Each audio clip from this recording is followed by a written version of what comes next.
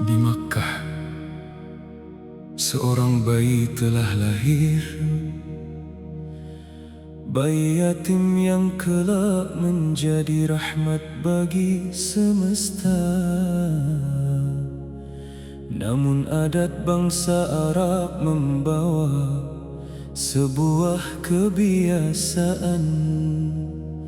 Anak-anak mereka dibesarkan sejenak di pedalaman agar menghirup udara yang bersih, tumbuh kuat dan fasih, bertutur dalam bahasa Arab. Di sanalah Allah mempertemukan Muhammad kecil dengan Halimah As-Sa'diyah.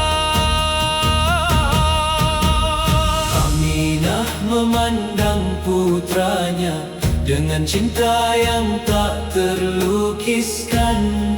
Namun demi kebaikan masa depannya, ia rela melepas dalam doa. Bukan karena kasihnya berkurang, bukan karena ingin menjauh, melainkan berharap anak tercinta tumbuh sehat di bawah langit gurun. Di Bani Sa'd udara begitu lapang, angin berembus tanpa debu kota. Di sanalah anak-anak ditempa menjadi kuat jiwa dan raganya. Kadang cinta harus merelakan agar masa depan menemukan jalan. Kadang pelukan harus dilepaskan agar keberkahan datang perlahan. Allah menulis kisahnya lebih indah dari sangkaan manusia. Seorang ibu melepas dengan air mata, namun Rabb menjaga di setiap langkahnya. Halimah datang dari Bani Sa'd bersama rombongan mencari bayi. Musim kering membuat hidup sulit, ternak kurus dan susu hampir habis. Satu demi satu bayi dipilih, namun ketika mendengar ia yatim, mereka menggeleng dan berlalu mencari harapan yang lain. Hingga tinggal seorang bayi yang belum ada membawa pulang. Halimah memandang dengan iba, lalu berkata lembut kepada suaminya, daripada kembali tanpa seorang anak, lebih baik ku bawa bayi ini. Begitu Muhammad berada di pelukannya, angin seolah membawa kabar baru. Keledai yang lemah berlari cepat, unta yang kering dipenuhi susu. Kambing-kambing kembali gemuk, anak-anak tak lagi kelaparan. Tetangga pun bertanya heran, keberkahan apa yang datang kepadamu? Halimah hanya tersenyum, memeluk bayi kecil itu lebih erat. Hari demi hari terus berlalu, keajaiban tak pernah berhenti.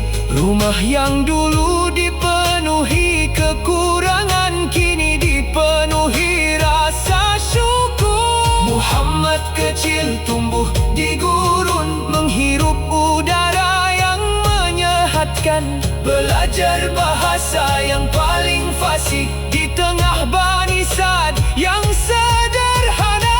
Tak seorang pun mengetahui bahwa bayi dalam gendongan Halimah kelak akan mengubah dunia dengan wahyu dan